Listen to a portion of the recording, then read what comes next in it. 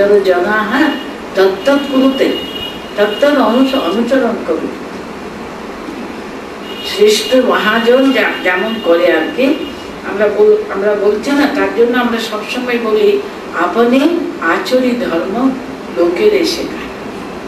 নিজের জীবন দিয়ে করতে পারলে সেটা মানুষের কাছে বলাটা খুবই সহজ।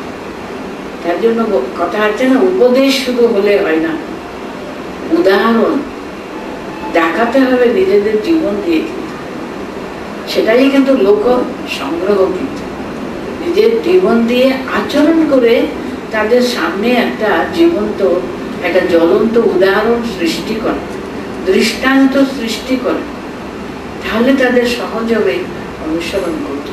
তাহলে অবতার যে কেন নেমে আসেন বলুন, তার তো সৃষ্টি এটা। তিনি যেখানে আছেন সেখান দিয়ে তো সৃষ্টি তিনি ঠিক করে দিতে পারেন, তা করেন না, তিনি নেমে আসেন। মানুষের মতো তিনি আসেন, মানুষের সমস্ত সুখ দুঃখ তিনি নিজের জীবনে তিনি সমস্ত ভোগ করেন, কিন্তু দিয়ে অনুভব করে তিনি দেখান এই দুঃখের মধ্যে, কষ্টের মধ্যে কেমন ভাবে জীবন যাপন করতে হয়, কেমন ভাবে ভগবানকে একটা শ্রেষ্ঠ আদর্শকে ধরে এগোতে হবে জীবনে। শুধু মুখের কথা না, জীবন দিয়ে দেখান। তার জন্য কিন্তু তিনি, তার যে কি মহৎ কৃপা, সৃষ্টির জন্য তার কি অনুকম্পা দেখুন, নেমে এসে নিজের জীবন দিয়ে তিনি দেখান, পথ দেখান। তার জন্য আচরতি শ্রেষ্ঠা তত্তদেবেতরো জনাঃ সায়ৎ প্রমাণম কুরুতে লোকাঃ তদ অনুবর্ততে। সেটা জীবন দিয়ে দেখায় আমাদেরকে, সেটা অতি সহজে কিন্তু সাধারণ মানুষ অতি সহজে অনুসরণ করতে পারে। অনুকরণ করতে করতে কিন্তু এই অনুসরণ করা অভ্যাস হয়ে যায়। যদ্যদ আচরতি শ্রেষ্ঠঃ তত্তদেবেতরো জনাঃ সায়ৎ প্রমাণম কুরুতে লোকাঃ তদ অনুবর্ততে। এটা বলে কিন্তু ভগবান কৃষ্ণ কিন্তু নিজের জীবনটা বলতে, নামে পার্থাস্তি কর্তব্যম ত্রিষু লোকেষু কিঞ্চন নানবাপ্তম অব্যাপ্তব্যম বর্ত এব চ কর্মণি। অর্জুনকে ভগবান কৃষ্ণ নিজের জীবনটা একটা উদাহরণ স্বরূপ বলছেন। দেখো পার্থ, উনি এখানে বলছেন, হে পার্থ, লোকেষু নামে কিঞ্চন কর্তব্যম অস্তি। দেখো আমার জীবনটা তুমি দেখো, আমার কোনো কর্তব্য আছে নাকি বলো? আমার কোনো কর্তব্য পালন করবার কোনো প্রয়োজন আছে? আমরা মানুষ কর্তব্য পালন করে কখন? অনবাপ্তম অবাপ্তম চ। উনি বলছেন আমার কর্ম করবার কি প্রয়োজন বলো না, আমার কিছু প্রাপ্ত হয়নি, আমি অনবাপ্তম, আমি পাইনি, এরকম কিছু আছে নাকি? আমার পেতে হবে, এটা পেতে হবে জীবনে, আমাকে এটা প্রাপ্ত হতে হবে, কারণ এটা আমার নেই। যে সেরকম কিছু হবে, কিছু আছে কি বলো? হ্যাঁ, তবু আমি সমস্ত সময় কিন্তু কর্ম করে যাচ্ছি, কেন বলো তো? আদর্শ স্থাপনের জন্য। তো ভগবান কিন্তু দেখুন চোখে আঙুল দিয়ে অর্জুনকে দেখাবেন, তোমার চোখের সামনে দেখো না, এটা জীবন্ত জ্বলন্ত উদাহরণটা দেখো। আপনারা ভাগবতে এই যে দেখুন, এত কাছে কাছে আসছে ভগবান শ্রীকৃষ্ণের জন্মদিন তো আসছে। সত্যি বঙ্কিমচন্দ্র মহাশয় একটা বই লিখেছেন না, কৃষ্ণচরিত, সেখানে উনি দেখাচ্ছেন ভারতের আদর্শ পুরুষ হলেন ভগবান শ্রীকৃষ্ণ। উনি কে না ছিলেন বলো না? আদর্শ মানুষ হিসেবে তিনি সর্বশ্রেষ্ঠ দৃষ্টান্ত। কিন্তু তিনি হলেন আদর্শ সংসারী আর শ্রেষ্ঠ ত্যাগী। তিনি যে কোনো রূপে দেখবেন আদর্শ তিনি as a king, as a statesman, as a fighter, as a ক্ষত্রিয়, কোন যে দিকে আপনি শ্রীকৃষ্ণ চরিত্র আপনারা যদি দেখবেন সেদিকে তিনি পরম শ্রেষ্ঠ আদর্শ স্থাপন করে গেছেন। একটা সর্বাঙ্গীন সুন্দর একটা আদর্শ চরিত্র ভগবান শ্রীকৃষ্ণ দেখাচ্ছেন আমাদেরকে, তার জীবন দিয়ে দেখিয়েছেন। যেদিকে তাকান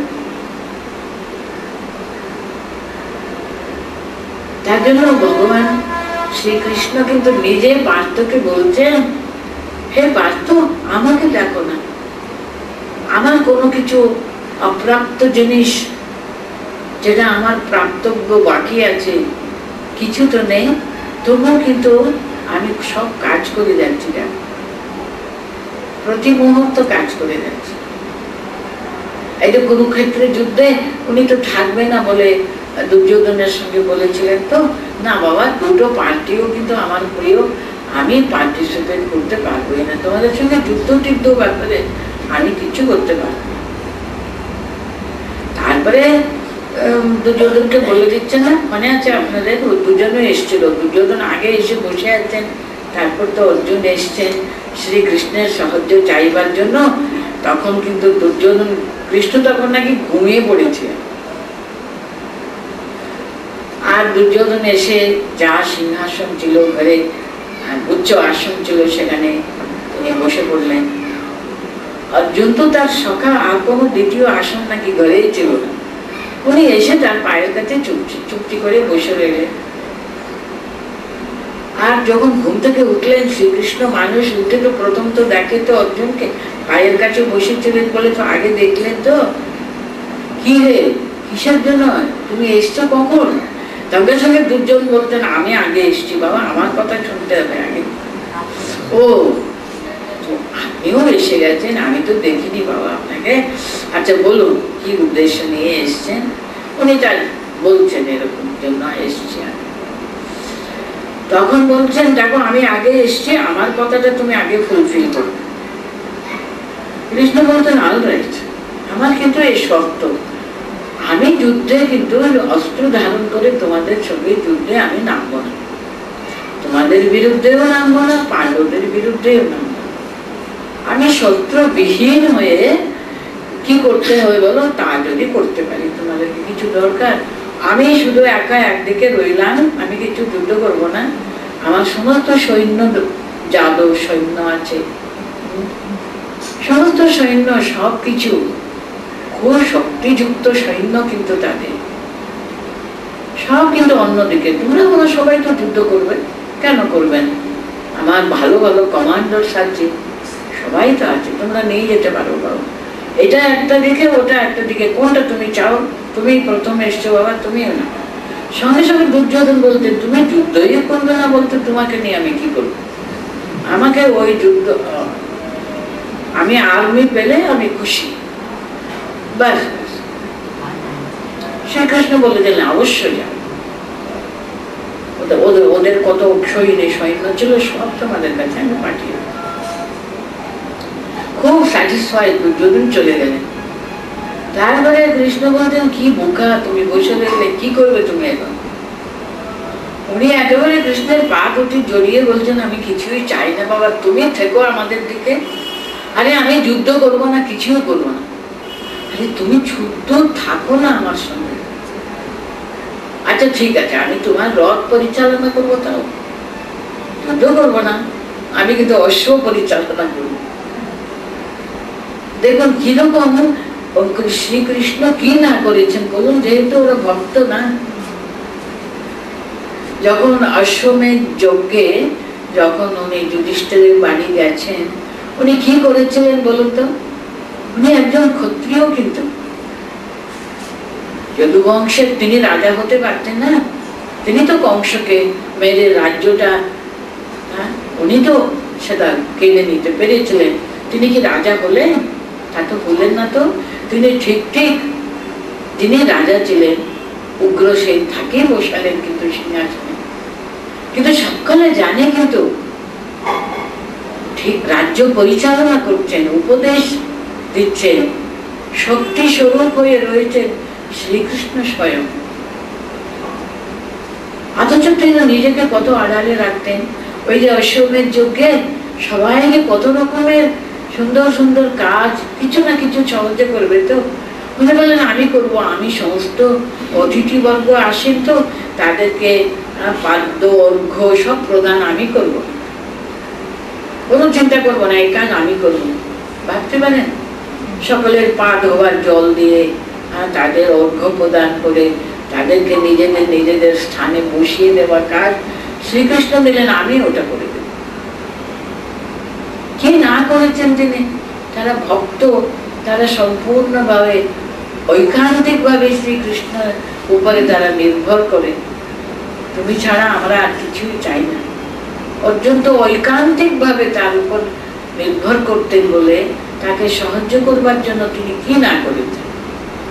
প্রতিদিন প্রতিনিত্য যখন যুদ্ধ শেষ হয়ে যখন তখনকার দিনে ধর্মযুদ্ধ কিনা, সূর্য উদয় থেকে সূর্যাস্ত পর্যন্ত যুদ্ধ হতো কিনা, তারপরে তারা নিজেদের নিজেদের জায়গা চলে যেতেন, তারপরের দিন আবার যুদ্ধ আরম্ভ হবে। তারপরে কিন্তু যুদ্ধের কোন রকমের কাজ চলবে না।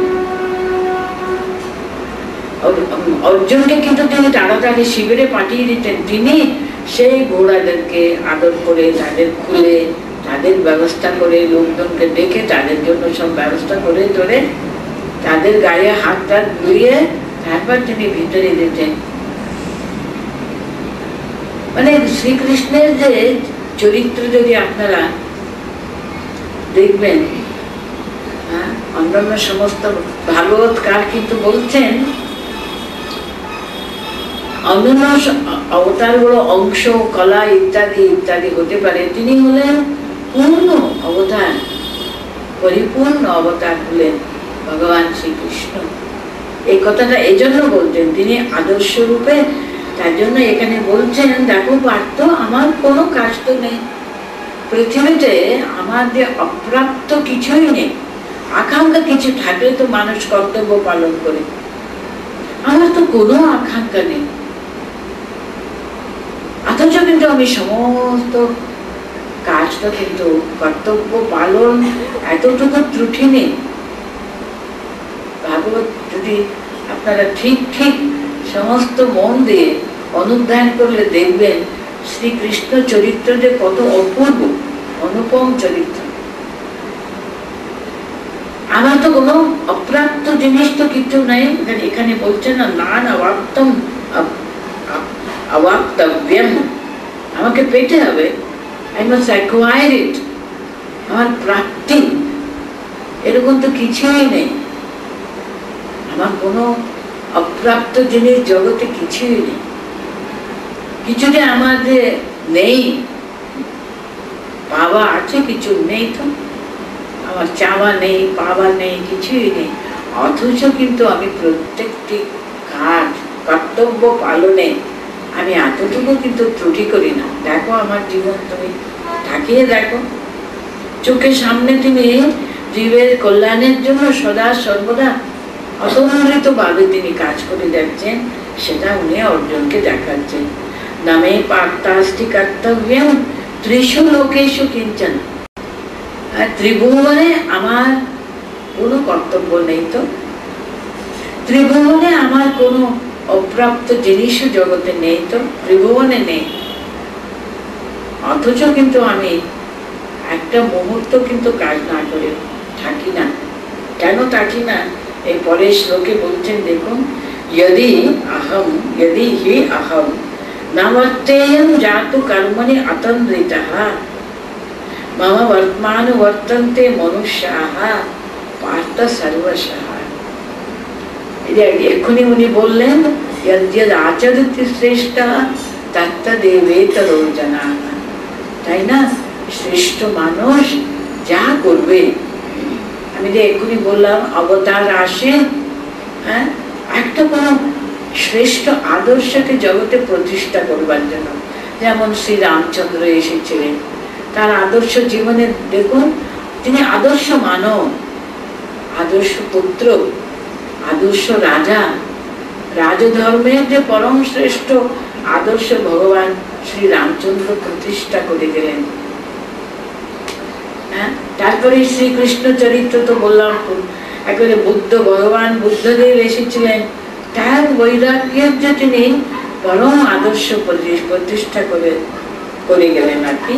শঙ্করাচার্য, শ্রী চৈতন্য, হ্যাঁ, শঙ্করাচার্য যেমন জ্ঞানের যে পরিপূর্ণতা, আর চৈতন্য মহাপ্রভু প্রেমের, ভগবানের প্রতি কি একেবারে ঐকান্তিক প্রেম। এক একটা আদর্শকে তারা প্রতিষ্ঠা করবার জন্য প্রত্যেকটি অবতার যেমন চেষ্টা করেছেন। ভগবান বলছেন, यदि हि अहम ना वर्तेयं जातु कर्मणि अतन्द्रितः। আমি যদি, ভগবান কৃষ্ণ এখানে বলছেন, আমি অতন্দ্রিত ভাবে আমার কর্তব্য যদি না পালন করি না, মামা বর্তমানুবর্তন্তে মনুষ্যা পার্থ সর্বস্ব, আমাকে অনুসরণ করবে সবাই, তাই না? আমরা কিছু করতে গেলে ওইসব লোককে দেখাই, ওরা করেছিলেন তার জন্য আমরাও করছি। আপনাদের মনে আছে নাকি জানি না, কথা বলতে আছে না, কে একজন বলছেন, আরে যুধিষ্ঠিরেরই নরক দর্শন হয়েছিল, মানে এত সত্য কথা, সত্য পথে তিনি ছিলেন, ধর্মকে তিনি ধরেছিলেন, উনি তো নরক দর্শন হলো। তখন ঠাকুর কি উত্তর দিয়েছেন, আচ্ছা উনি জীবনে এত সব করলেন, কিছু মনে পড়ছে না তোমার, ওর নরক দর্শন হলো, ওটাই মনে রেখেছ?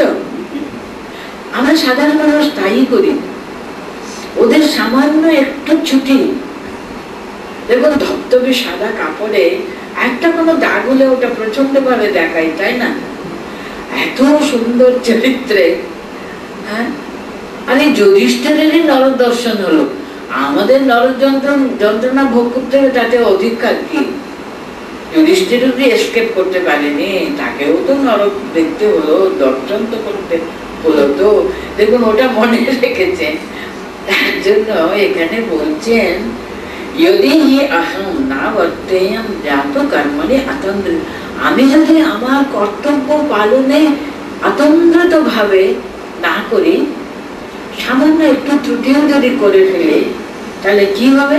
মামা বর্তমানুবর্তন্তে মনুষ্যাঃ পার্থ, হে পার্থ, সর্বশঃ মনুষ্যাঃ মামা বর্তমানুবর্তন্তে। আরে সব ব্যাপারে তো মানুষ আমাকে অনুকরণ করে, তো আমার অনুসরণ করে, তো আমার একটা কিছু ভুল ত্রুটি হলে সেটাই ধরে রাখো। তাই জন্য আমাকে কেন এটা বলছেন, অর্জুন তো রাজবংশে জন্মেছেন, তিনি তো যুধিষ্ঠিরেরই ভাই, আর শ্রেষ্ঠ বীর বলে জগতে তিনি প্রসিদ্ধ।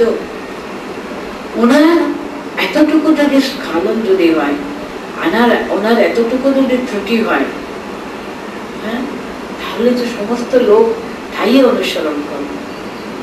আমাকে দেখো না, আমি কেন অতন্দ্রিত ভাবে প্রত্যেকটি কর্তব্য পালন করি? কেন করি? কারণ মামা বর্তন্তে মনুষ্যাঃ পার্থ, হে পার্থ, তাহলে আমি যেমনটি করি সবাই তাই তো অনুসরণ করে। আমি জানি আমি যেটা আদর্শ স্থাপন করে যাব, সেটা তো সকলের আদর্শ হয়ে থাকবে কিনা। তার জন্য আমি যদি সামান্য কিছু যদি কর্মে অতন্দ্রিত অতন্দ্রিত ভাবে যদি কর্ম যদি না করে থাকি, সমস্ত মানুষ আমাকে অনুসরণ করে, তাহলে কি হবে? উৎসেদেয়ুরিমে লোকা না কুরিয়াম কর্ম চেদহম সাংকরস্য চ কর্তস্যাম উপহন্যাম ইমা প্রজাঃ। চেদ অহম, যদি আমি কর্ম না করিয়াম, আমার সমস্ত কর্তব্য কর্ম যদি না করি, লোকাঃ উৎসেদে ইমে লোকাঃ উৎসেদেয়ুঃ, সমস্ত মানুষ যারা আমাকে অনুসরণ করে তারা উচ্ছন্ন হয়ে যাবে, যে তারা বলবে কৃষ্ণই করলো না, আর আমাদের কি বাবা, উনি নাকি পরিপূর্ণ অবতার, হ্যাঁ, উনি তাহলে এসব করবো না, কিছু না এ করেছেন, আমরাও তাই করলে কিছু ক্ষতি নেই, চলো আমরা তাই করি। কারণ মনুষ্যাহা হে পার্থ, সর্বশঃ মনুষ্যাহা মম বর্তমানুবর্তন্তে। মানুষ সবসময় আমি যেমনটি করে থাকি তাই কিন্তু অনুসরণ করে। মহাত্মা যারা নেতৃস্থানীয় যারা, তারা যেমন ভাবে জীবন যাপন করে তাই অন্যরা অনুসরণ করে। সংসারে তাই হয়ে থাকে, বাড়িতে বড়রা যাই করে, বাবা মামা জেঠা কাকা, ওদের বাচ্চারা কিন্তু ওদেরকে দেখে দেখে তো শিখবে, কি বলুন, তাই না? তাদের যাকে তাদের খুব ভালো লাগে তাদেরকে তো অনুসরণ করে, তাদেরকে তো আদর্শ, তারা দেখতে পাচ্ছে একটা জীবন্ত জ্বলন্ত মানুষ, তাদেরকে খুব ভালোবাসে, তারাও তাদের ভালোবাসে। তারা দেখতে পাচ্ছে উনি কত আদর্শবান পুরুষ, তাদেরকে ভালোবাসে, তাদেরকে অনুকরণ করবার চেষ্টা করে না? ঠিক তেমনি সাধারণ মানুষও তাই, যারা নেতৃবর্গ যাকে ভালোবাসে তাদেরকে অনুকরণ করে, তাই না বলুন? সাধারণ মানুষ তাই, আমরা তো সাধারণ মানুষ, আমরা যাকে আদর্শ মনে করি তাকে অনুসরণ করবার চেষ্টা করি। তো তাই জন্য ভগবান বলছেন, দেখো আমি যদি অতন্ত্রিত ভাবে যদি আমার কর্তব্য যদি না পালন করি, আমাকে তো সবাই অনুসরণ করে, তার রেজাল্টটা, তার ফলস্বরূপ কি হবে? ইমে লোকাহা উৎসীদেয়ুঃ, সমস্ত ত্রিভুবন কিন্তু উচ্ছন্ন হয়ে যাবে না? তাহলে আমি কি হব? শঙ্করস্য চ কর্তস্যাম উপহন্যায়মা প্রজাঃ। মানে শঙ্কর মানে থেকে বর্ণ শঙ্কর, জাতি শঙ্কর, কর্ম শঙ্কর, একটা বিপর্যয় আর কি। গীতায় প্রথম অধ্যায়েও আমরা পড়েছি বর্ণ শঙ্করের কথা। অর্জুন বলছেন, আমরা যদি যুদ্ধ করে, সব যুদ্ধে কি হয়, আমরা সবাই মরেই যাব, তাহলে কি হবে? এইসব ট্রাইবাল পিপল এসে আমাদের সমস্ত স্ত্রী লোকদেরকে তারা জয় করে নিয়ে চলে যাবে, বর্ণ শঙ্কর হবে। তারপরে দেখো আমাদের পিতৃপুরুষদেরকে পিণ্ড দান করবার কেউ থাকবে না, আমাদের অন্যায়ের জন্য ওই পিতৃপুরুষ পর্যন্ত নরক থেকে পতিত হয়ে যাবে। এসব আমাদের এরকম যুদ্ধ করা উচিত, ইত্যাদি ইত্যাদি বর্ণ শঙ্করের কথা তখন বলেছেন। এখন ভগবান কৃষ্ণ আবার সেই শঙ্কর আসছে, বর্ণ শঙ্কর মানে কুল শঙ্কর, একটা বিপর্যয়, একটা বড্ড বেশি একটা গোলমাল হয়ে যাবে। তার জন্য আমি ওর সমস্ত জিনিসটা নষ্ট হয়ে যাবে, বিনষ্ট প্রাপ্ত হয়ে যাবে, অকল্যাণ হবে সমাজকে। এরকম আমি যদি কাজ করি তো আমাকে অনুসরণ করে সবাই অকর্মণ্য হয়ে যাবে। তার জন্য কি হবে? ওরা উচ্ছন্ন যাবে, তার জন্য বর্ণ শঙ্কর হবে, সব রকমের আমাদের ধর্ম হানি হয়ে যাবে, সমস্ত প্রজা নষ্ট হয়ে যাবে। এই জন্য আমি তার কারণ হব। তো আমি যেহেতু কর্তব্য কর্ম অবহেলা করব, সকলে তাকে অনুসরণ করবে, তার জন্য কিন্তু সমাজে এমন একটা বিশৃঙ্খলতা সৃষ্টি হয়ে একেবারে ধর্ম বিনষ্ট প্রাপ্ত হয়ে যাবে, লুপ্ত হয়ে যাবে।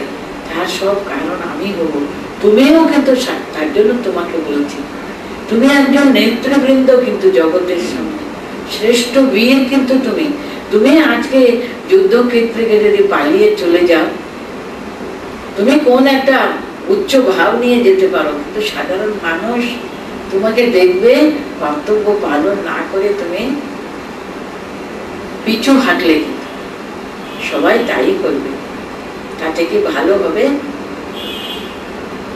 যিনি বলাবার জন্য বলছেন উৎসীদেয়ুরিমে লোকা, শুধু তা না, বর্ণ শঙ্কর সব রকমের, তার কর্তা কিন্তু আমি হব, তুমি হবে, সেটা কি ভালো হবে? তার জন্য ওই পরের শ্লোকে তিনি কেমন ভাবে জ্ঞানী কর্ম করবে। তুমি সব বুঝেছ ঠিকই, কিন্তু তোমাকে তোমার কর্তব্য কর্ম কেমন করতে হবে সেটা আমি বুঝাচ্ছি। সপ্তাহ কর্মণি অবিদ্বাংসো যথা কুর্বন্তি ভারত কুর্যাৎ বিদ্বাংসঃ তথা চিকিৎসু লোক সংগ্রহম। আবার লোক কল্যাণের কথা এখানে বলছেন। হে ভারত, অবিদ্বাংস মানে অজ্ঞানী, সপ্তাহ কর্মণি যথা কুর্বন্তি, ভীষণ আসক্ত হয়ে যেমন সংসারে সব কাজকর্মগুলো করতে থাকে, এতটুকু অনাসক্ত ভাব তারা অভ্যাস করেনি। হ্যাঁ, এমন আসক্তি, প্রচন্ড আসক্তি নিয়ে তারা সংসারে যেমন কাজ করে।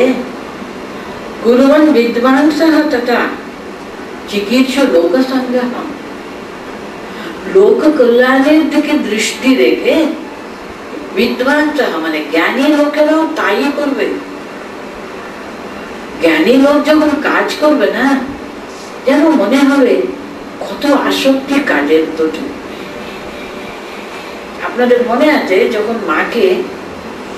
মা রাধুকে খুব ভালোবাসতেন না, তার জন্য কত লোক মাকে কত কথা শুনিয়েছে, আপনাদের মনে আছে? বাবা আপনার দেখছি কি মায়া গো। মা বলতেন হ্যাঁ তাই তো মা, আমি তো স্বয়ং মায়া কিনা, আমার তো মায়া থাকবেই। মানে মনে হতো যেন উনি রাধুকে যেন চোখের আড়াল করলে ওনার কষ্ট হবে।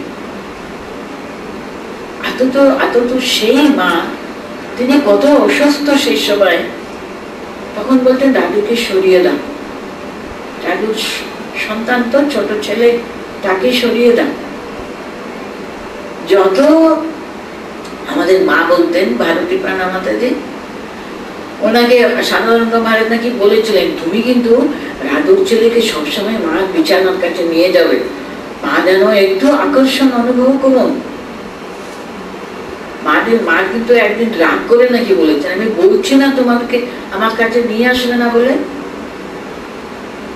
আর আবার শরৎকে ডাকো দেখি বলে বলতেন তুমি রাধুকে এখান থেকে জয়রাম পাটি পাঠিয়ে দাও। না মা, ওকে ছেড়ে থাকতে পারেন আপনি কি করে, আমি বলছি, আমি মন উঠিয়ে নিয়েছি, তোমরা ওকে সরিয়ে দাও। যখন কিছুতে আমাদের ভারতী প্রাণা মাতাজি বলছেন কিছুতেই আর ছোট বাচ্চার প্রতি ওনার মন আকর্ষণ করতে পারছি না, তখন নাকি শরৎ মহারাজ বলেছিলেন তাহলে মাকে আমরা রাখতে পারবো না, উনি মন উঠিয়ে নিয়েছেন আর কি। লোক কল্যাণের জন্য কিন্তু তিনি মন রেখেছিলেন রাধুর উপরে,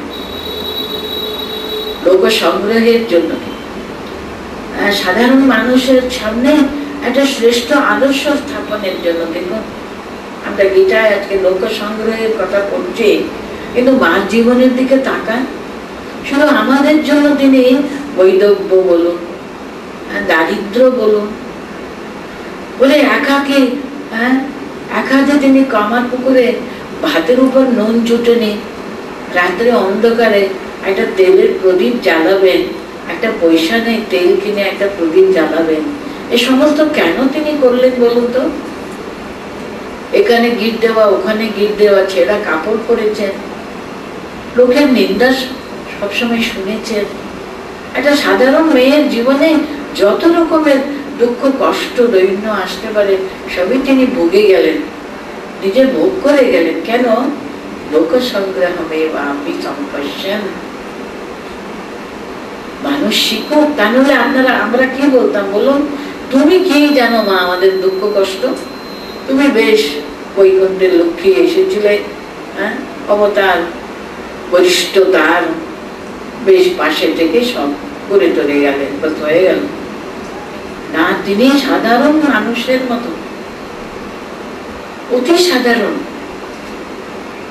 একটা গৃহিণীর মতো, একটা পল্লীর বধূর মতো, আমাদের মতো জীবন যাপন করে সব রকমের দুঃখ কষ্ট। আমরা আজকাল সংসারে দেখুন না, আমরা সুরবালা, রাধু এরকম মানুষের সঙ্গে আমরা কি থাকি? হ্যাঁ, আমরা সবাইকে দূর দূর করে দিই, ওরে বাবা ওর সঙ্গে কে থাকতে পারে। কিন্তু উনি কি করে ওই সব আত্মীয় স্বজন পরিবৃত হয়ে, কেউ পুরো পাগল, কেউ আধ পাগল, সকলকে নিয়ে কিন্তু সংসার করে কেমন ভাবে ভগবানের উপরে সমস্ত মন সদা সর্বদা রাখা যায়। দেখো তোমরা, আমাকে দেখো না, করো না, দেখে তো কি করে অশান্তি থাকবে মা? অশান্তি অশান্তি অশান্তি করে, কিন্তু জপ করো, কিন্তু ভগবানের নামটা নেই। আন্তরিক ভাবে ভগবানের নাম নিলে উনি বারবার বলতেন না, জপাত সিদ্ধি, জপাত সিদ্ধি, জপাত সিদ্ধি। কি না হয় তাকে আন্তরিক ভাবে ডাকলে দেখুক। এটা হলো লোক সংগ্রহ। উনি যদি সেটা না করে যেতেন, আমরা কখনো কিন্তু মাকে ওই রকম স্থানে বসাতেই পারতাম না, তাই না?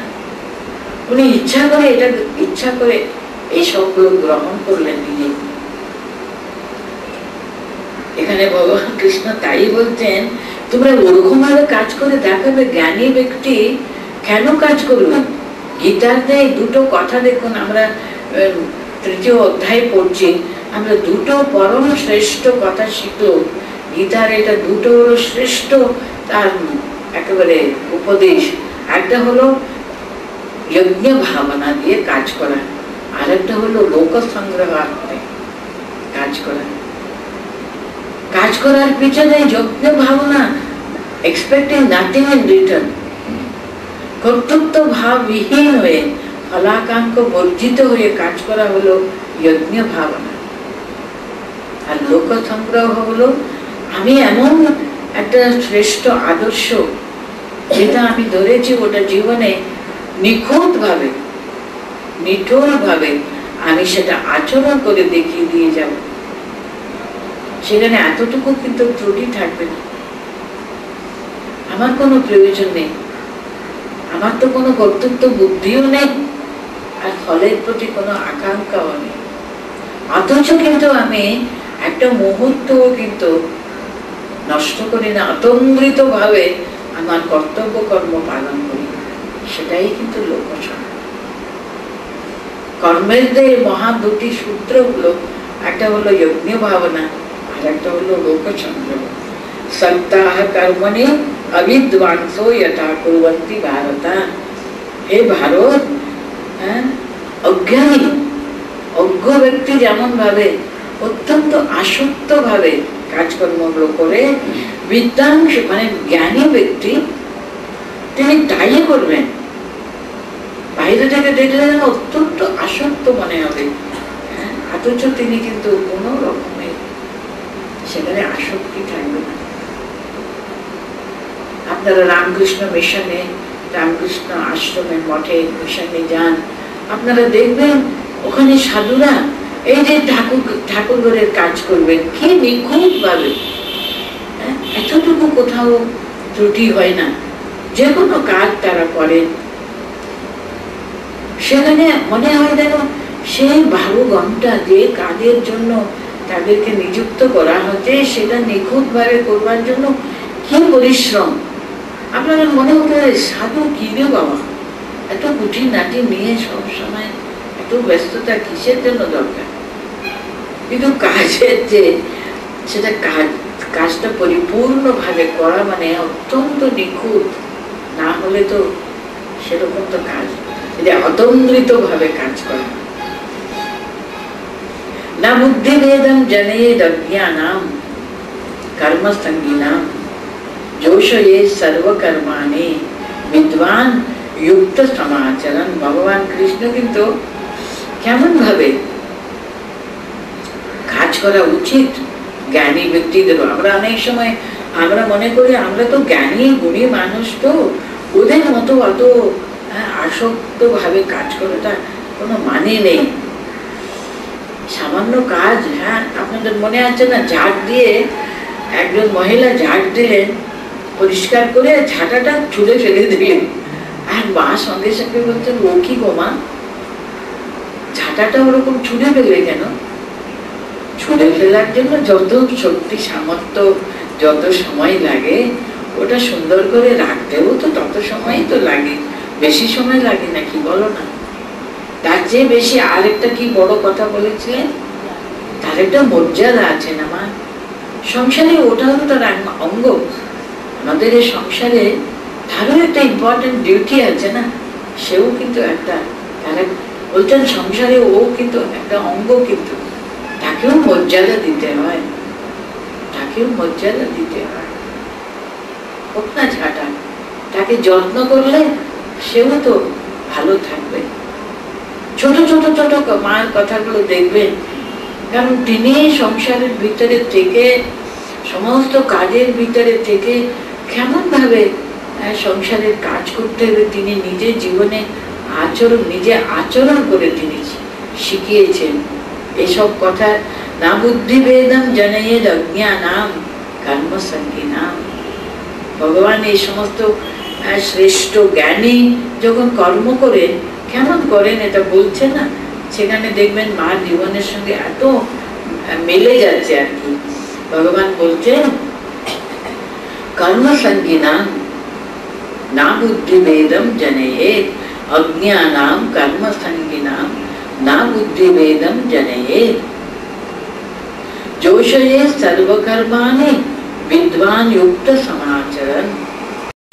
विद्वान सर्वकर्माणि युक्त समाचरण जोषयेत। তুমি বিদ্বান হতে পারো, তুমি অত্যন্ত জ্ঞানী শ্রেষ্ঠ হতে পারো, কিন্তু তুমি কখনো যারা অজ্ঞ মানুষ অত্যন্ত আসক্ত হয়ে কাজ করছেন তাদেরকে তুমি লেকচার দিলে তো চলবে না। একই এরকম ভাবে একেবারে আসক্ত হয়ে সংসার করা কোনো মানে নেই। একদম ফলা কানক কেন বাবা ইত্যাদি ইত্যাদি বললে তো হয় না। তুমি তাহলে কি হবে, তাহলে যেটুকু কাজ করি সেটাও ছেড়ে। আমাদের দেশে দেখবেন স্বামীজি যখন এসেছিলেন, ওরা এসব মায়া হয় বলে, মায়া মায়াবাদ সব শুনে শুনে সেটা এমন ভাবে উল্টো বুঝেছিল তারা, এসব জগৎ সবকিছু মায়া। ভগবান রামকৃষ্ণ যখন আমাদের এখানে ছিলেন, উনি যখন দক্ষিণেশ্বরে বাস করতেন, ওখানে নাকি একজন খুব বড় একজন পণ্ডিত জ্ঞানী লোক এসেছিলেন।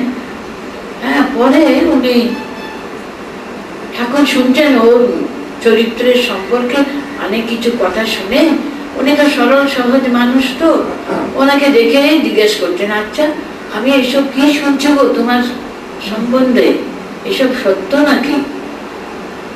উনি বলে দিলেন, আরে সবকিছু জগতে মায়া হয়, আমি যাই কি একটা করেছি সেটাই সত্য হবে নাকি?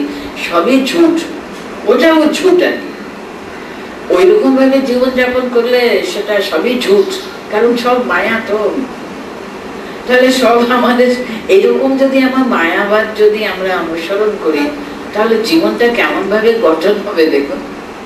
তার জন্য এখানে ভগবান বলছেন না বুদ্ধি বেদম জনয়েদ অজ্ঞানাম কর্মসঙ্গিনাম।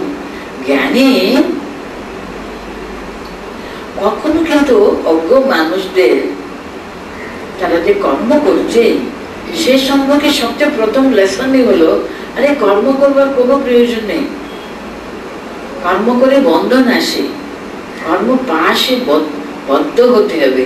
এরকম যদি উপদেশ দিলে, যা অবস্থা আমাদের দেশে হয়েছিল, স্বামীজি এসে আমাদের উপর খুব রাগারাগি করতেন, কেন তম গুণে আচ্ছন্ন হয়ে আমরা এমন পর্যায়ে চলে গেছিলাম আর কি, কোনো কাজে কোনো প্রবৃত্তি কিছুই ছিল না।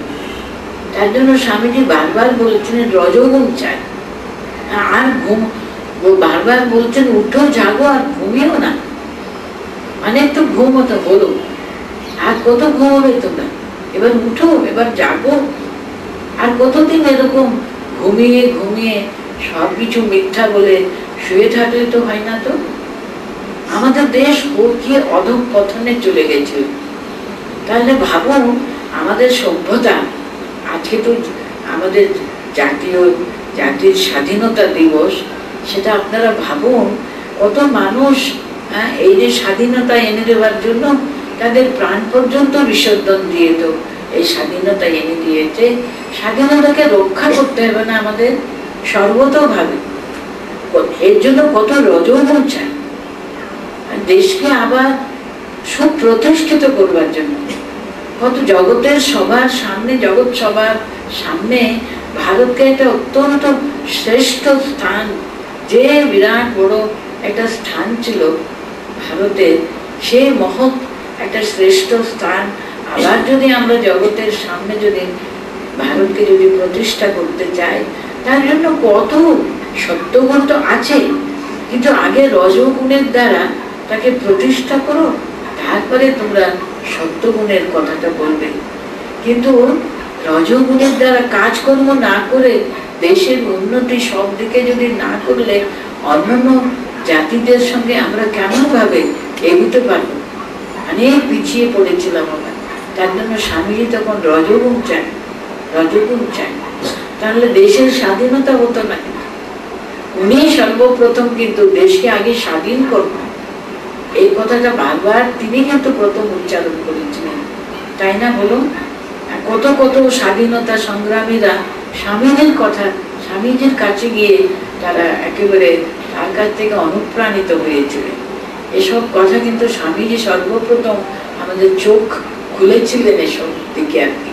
তার জন্য এখানে বলছেন জ্ঞানী গুণ, জ্ঞানী ব্যক্তিরা কিন্তু কখনো অজ্ঞানী যারা, হ্যাঁ, ওদেরকে কাজ করছে ওরা, তাদেরকে এইভাবে যদি উপদেশ দেয়, না না না কর্ম করার কোনো মানে নেই, হ্যাঁ, এরকম উপদেশ দিলে কিন্তু তাদেরকে করা উচিত না। নিজেও কিন্তু জোশ হয়ে ওরা যেন কর্মে নিযুক্ত থাকে সর্বদা, তার জন্য নিজেকেও কিন্তু কর্মে যুক্ত রেখে নিজের জীবন দিয়ে দেখাতে হয় তাকে।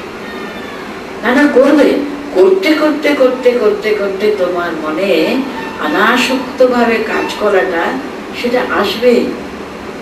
কিন্তু আগে অত্যন্ত আসক্তিযুক্ত ওরা করছে। সর্বপ্রথমে যদি আমরা অনাসক্তি ইত্যাদি ইত্যাদি উপদেশ দিলে তাদের মন কিন্তু চঞ্চল হয়ে যাবে, তারা এখনো তৈরি হয়নি। কিন্তু সম্পূর্ণ অনাসক্ত ভাবে কাজ করতে গেলে কিভাবে তৈরি হতে হবে, আগে সেটা তৈরি হতে পারেনি এখনো।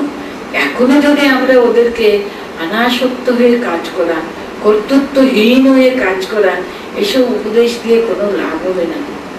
ওদেরকে আগে সম্পূর্ণ নিজে কাজ করো না, নিজে কাজ করে দেখাও ওদেরকে তোমার কোনো আসক্তি নেই, অথচ তুমি দেখাচ্ছ ওদেরকে কিরকম ভাবে নিখুঁত ভাবে কাজ করা উদাহরণ নিজের জীবন দিয়ে করালে ওরা বুঝবে। দেখো জ্ঞানী মানুষ, তার কোনো প্রয়োজন নেই, কোনো লাভের প্রতি তার কোনো রকমের আসক্তি নেই, তবুও কিরকম নিখুঁত ভাবে কাজ করতে পারছে।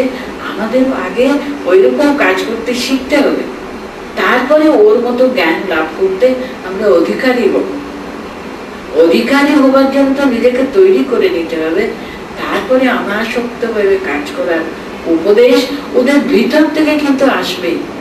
ওরা মানুষ, তো মানুষ অনেকদিন কিন্তু শুধু ভোগে কিন্তু একেবারে মুখ বুঝিয়ে থাকতে পারে না, পশুগুলো থাকতে পারে, সে তো মানুষ, তার অন্তরের বিবেক তাকে অন্তর থেকে জাগৃত হবেই হবে। আগে আসক্ত হয়ে কাজ করে কর্তব্য কর্ম সিদ্ধি লাভ করতে পারলে কিন্তু তার অন্তর থেকে কিন্তু অনাসক্তি ভাব আসবে। তোমাকে দেখতে দেখতে দেখতে ওরা, তুমি জ্ঞানী গুণী লোক, তোমার কোনো দিকে কোনো স্পৃহা নেই, কোনো তোমার প্রাপ্তি কোনো যোগের জন্য তুমি আসক্ত নও, তবুও তুমি কাজটা কি নিখুঁত ভাবে, কি নিপুণ ভাবে, কি সুন্দর ভাবে করে যাচ্ছ, এতটুকু ত্রুটি নেই। তার আগে ওরকম ত্রুটিহীন ভাবে কাজ করতে শিখুক, তারপরে তাকে তুমি উপদেশ দেবে। তার আগে শিখে নিল, তারপরে উপদেশ দেবে কিভাবে অনাসক্ত ভাবে ওই কাজটা ওইভাবেই করা যায়। তাহলে কিন্তু মুক্ত হয়ে কাজ করতে পারে, কোনো কর্মবন্ধন তাকে স্পর্শ করবে না। কাজ করিও কিন্তু কোনো কর্মবন্ধনে সে পড়বে না, কর্মপাশ তাকে কোনোদিনও স্পর্শ করবে না। তার জন্য এখানে বলছেন না বুদ্ধি ভেদন জনয়েত অজ্ঞানাম কর্ম সঙ্গিনাম যোষয়ে সর্বকর্মাণি বিদ্বান যুক্ত সমাচরম। विद्वान किंतु सर्वकर्माणि युक्त समाचरण जोशयेत। उन्हें सब कर्मे অত্যন্ত যুক্ত হয়ে কাজ করে ওদের দেখাবে, ওদের মনে যেন ওরকম বুদ্ধি বেশ সৃষ্টি করবে না প্রথম থেকে। কিন্তু ওরা অজ্ঞানী, ওরা আসক্ত হয়ে কাজ করবে, করুক না, তুমিও তাই করে দেখাবে ওদেরকে দৃষ্টান্ত স্বরূপ। হ্যাঁ, তাদের অভ্যাস করুক, তারপরে ওদের কাছে অনাসক্তি তুমি নিজে অনাসক্ত হয়ে কাজ করে ওদেরকে দেখিয়ে তুমি ওদের অন্তরে এটা জাগাতে পারবে। এটা মানে কর্ম কিরকম ভাবে নিষ্প্রহ ভাবে ওদের কাছে এটা এক্সাম্পল সৃষ্টি করবার জন্য কেমন ভাবে জ্ঞানী ব্যক্তি কাজ করবে এখানে দেখালেন। এরপরে কিন্তু অন্য কথা উঠলো এখানে, প্রকৃতেঃ ক্রিয়মাণানি গুণৈঃ কর্মাণি সর্বশঃ অহংকার বিমূঢ়াত্মা কর্তাহমিতি মন্যতে। আচ্ছা, আমাদের ভিতরে দেখুন, আমাদের যে পঞ্চ জ্ঞানেন্দ্রিয় পঞ্চ কর্মেন্দ্রিয় গুলো আছে না, ওরা যে কাজ করে, কখন কাজ করে ওরা? আমাদের ইন্দ্রিয় যখন বিষয়ের সংস্পর্শে আসে তখন তারা কাজে প্রবৃত্ত হবে। তখনও কিন্তু দেখবেন আমাদের যে প্রকৃতি, সে প্রকৃতির অনুযায়ী কাজ হয়। প্রকৃতির কথাটা কিন্তু আরো পরবর্তী শ্লোকে, পরবর্তী অধ্যায়ে খুব বিস্তারিত ভাবে সত্যগুণ, রজগুণ, তমগুণ, এই তিনটে গুণ সংমিশ্রণে কিন্তু প্রকৃতি তৈরি হয়েছে। প্রকৃতি মানে আমাদের নেচার, আমাদের স্বভাব, ত্রিগুণাত্মিকা প্রকৃতি। কিন্তু এই প্রকৃতি কিন্তু আমাদের প্রত্যেকটি কিন্তু শরীরে, মনে, বুদ্ধিতে এই ত্রিগুণাত্মিকা প্রকৃতি দ্বারা সৃষ্টি হয়েছে। এই ত্রিগুণাত্মিকা প্রকৃতি কিন্তু প্রকৃতির অনুযায়ী সব কর্মগুলো কিন্তু হতে থাকে।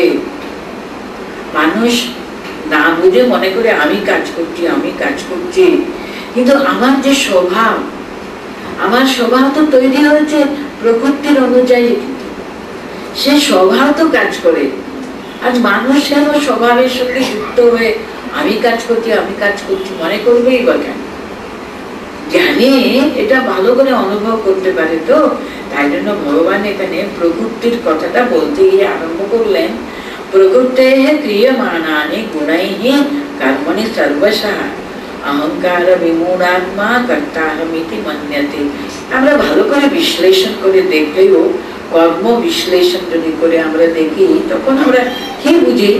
প্রকৃতেঃ সর্বশঃ, প্রকৃতেঃ গুণৈঃ সর্বশঃ কর্মাণি ক্রিয়মাণানি। আমাদের প্রকৃতি সব সময় কিন্তু আমাদের যে ত্রিগুণাত্মিকা প্রকৃতি, তিনটে গুণ আমাদের শরীরটা গঠিত হয়েছে ত্রিগুণাত্মিকা প্রকৃতির দ্বারা। মনও তাই, বুদ্ধিও তাই। আমাদের এই সমস্ত কিছু কিন্তু ত্রিগুণাত্মিকা প্রকৃতির দ্বারা কিন্তু তৈরি হয়েছে। আমাদের যে সাত্বিক প্রকৃতি নাকি রাজস্বিক প্রকৃতি, আমাদের তিনটে গুণ কিন্তু সর্বদা থাকে, জানেন?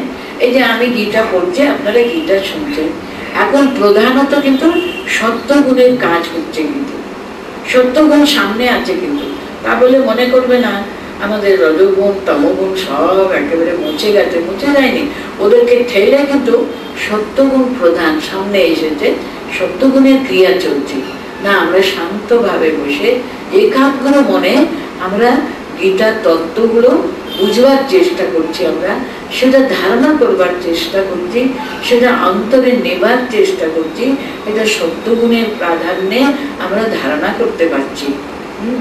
যখন আমাদের অন্তরে অনেক কাজ করবার একটা স্পৃহা, আমরা তাড়াতাড়ি সব এটা করতে হবে, ওটা করতে হবে, তখন রজগুণের কাজ কিন্তু কিছু করতে ইচ্ছা করে না, কোনো কাজ করবার কোনো প্রবৃত্তি হয় না, চুপচাপ পড়ে থাকতে ইচ্ছা করে।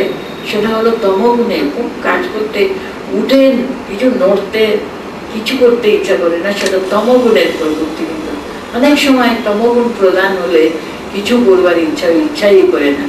এই তিনটে প্রকৃতি কিন্তু আমাদের এই যে সবকিছু তৈরি হয়েছে, আমাদের শরীর বলুন, মন বলুন, আমাদের বুদ্ধি বলুন, এই তিনটে ত্রিগুণাত্মিকা প্রকৃতি দ্বারা তৈরি। আমাদের স্বভাব কিন্তু এই তিনটে গুণের দ্বারা তৈরি। কিন্তু তাই জন্য বলছেন আরে কাজ যে করছে না সেটা গুণগুলো তো করছে, তুমি তো করছো না।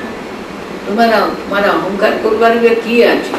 আমি করতে ইগো, আমাদের অহংকার ওই তিনটের সঙ্গে যুক্ত হয়ে মনে করে আমিই করছি, করাচ্ছে। কিন্তু এই প্রকৃতি, ত্রিগুণাত্মিকা প্রকৃতি করাচ্ছে, সেটা মনে রাখলেই হলো। আপনাদের কথা বলতে গল্প যদি আমি মনে করে দিই, এটা আরো ভালো করে বুঝবেন। একদিন নাকি মানে গোকুল থেকে মানে গোপীরা কাজের জন্য মানে ওরাদের দই কিংবা ননি ইত্যাদি নিয়ে পাশে গ্রামে গিয়ে বিক্রি করবার জন্য আসতো কিনা। সে যমুনা সেদিন এত বৃষ্টিতে এত জল বেশি হয়ে গেছে, একটা নৌকাও নেই, কিছুই নেই, ওরা যেতে পারছে না।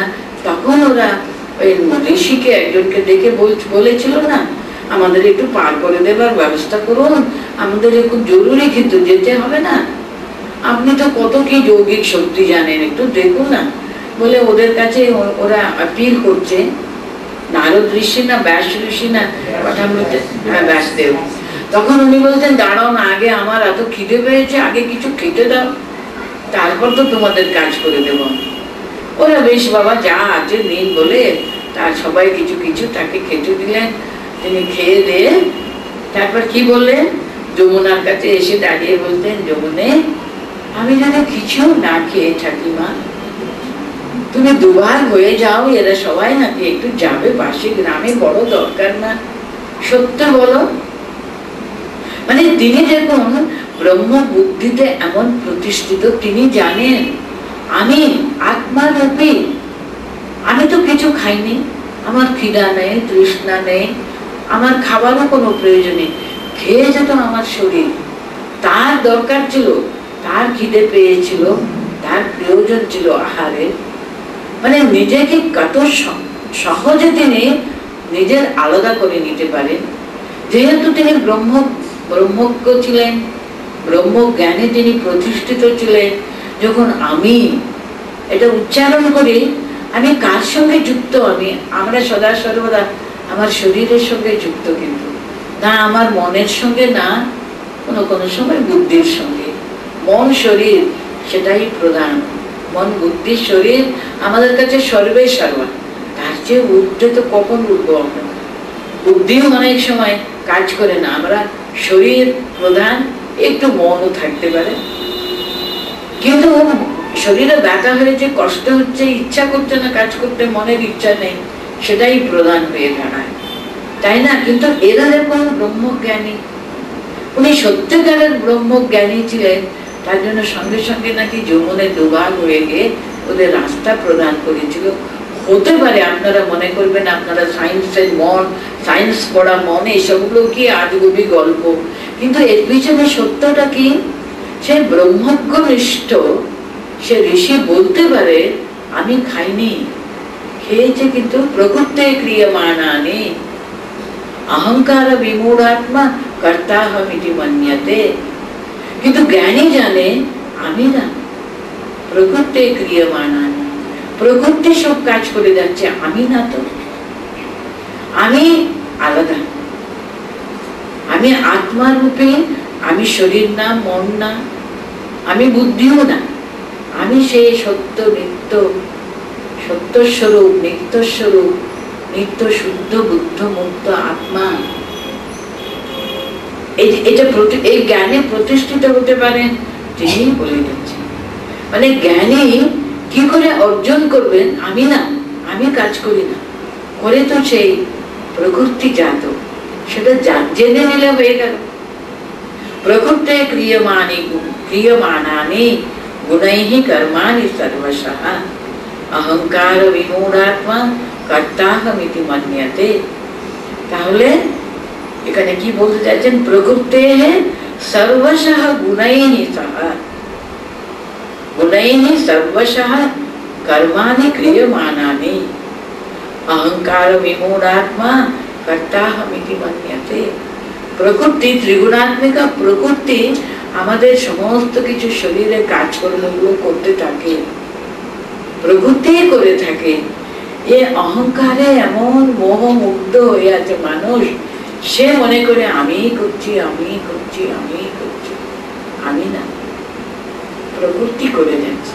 আমার প্রকৃতি এত প্রবল না, প্রকৃতি কিন্তু এইটা দেখুন না, আমরা সত্যগুণে প্রতিষ্ঠিত হওয়ার কথা, কিন্তু আমাদের রজগুণ তমগুণ অনেক সময় এত বেশি আমাদের অধিকার করে ফেলে না, ঘুমিয়ে পড়ি।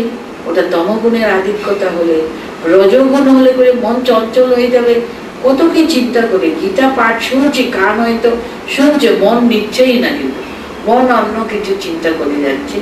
কারণ চঞ্চল, রজগুণের যে প্রকাশ হলো চঞ্চলতা, মন বড় চঞ্চল, একাগ্র হতে দিচ্ছেই না। তার জন্য আমি ইচ্ছা করে শুনবো না তো বলে না, আমি তো কষ্ট করে এসেছি, আমি শুনবো বলে এসছি, কিন্তু আমার যে রজগুণের প্রাবল্য এত বেশি না, সেটা মনটা একাগ্র করতেই দিচ্ছে না। কিংবা তমগুণের প্রাবল্য এত বেশি হলে আমি ঘুমিয়ে পড়ি, সেটাও আমি করছি না। আমাদের তমগুণের একটু তাকে কন্ট্রোল করতে পারছি না। তমগুণকে কন্ট্রোল করবো আমি রজগুণের সাহায্য নিয়ে, আমি জাগ্রত হয়ে চোখ খুলে না, আমি ঘুমাবো না তো, আমি ভালো করে কান পেতে শুনবো, ওটা গ্রহণ করবো, রজগুণকে জাগাবো আমি। সত্যগুণে প্রতিষ্ঠিত হতে পারলে তখনই একাগ্রতা আসে, নিষ্ঠা আসে, তখন দৃঢ় চিত্ত আসে, তখনই সত্যগুণের প্রাধান্য। কিন্তু এইভাবে আমাদের এই সমস্ত শরীর, মন, বুদ্ধি কিন্তু এই ত্রিগুণাত্মিকা প্রকৃতির দ্বারা কন্ট্রোল। সেটা ভগবান এখানে বোঝাতে চাইছেন। কেন তুমি মনে করবে তুমি তুমি তুমি সব কাজ করছো, তুমি কিছু করবার ক্ষমতাই নেই। 6:15 হয়ে গেল, আমি এখানে শেষ করে দিচ্ছি। প্রকৃতে ক্রিয়মাণানি গুণৈঃ কর্মাণি সর্বশঃ অহংকার বিমূঢ়াত্মা কর্তাহমিতি মন্যতে।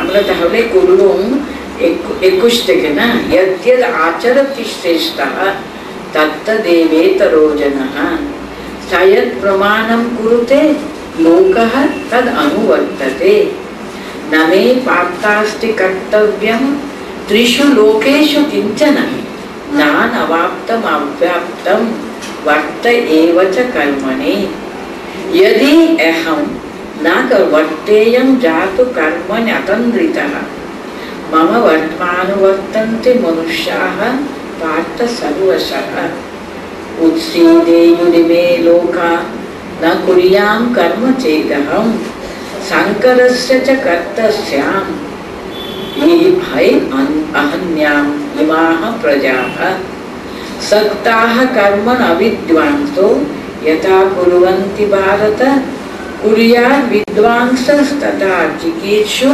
लोकसंग्रहम् न बुद्धिभेदं जनयेद् अज्ञानां कर्मसंगिनाम् जोषयेत् सर्वकर्माणि विद्वान् युक्त समाचरन् प्रकृते क्रियमाणानि गुणैः कर्माणि सर्वशः अहंकार विमूढात्मा कर्ताहमिति मन्यते।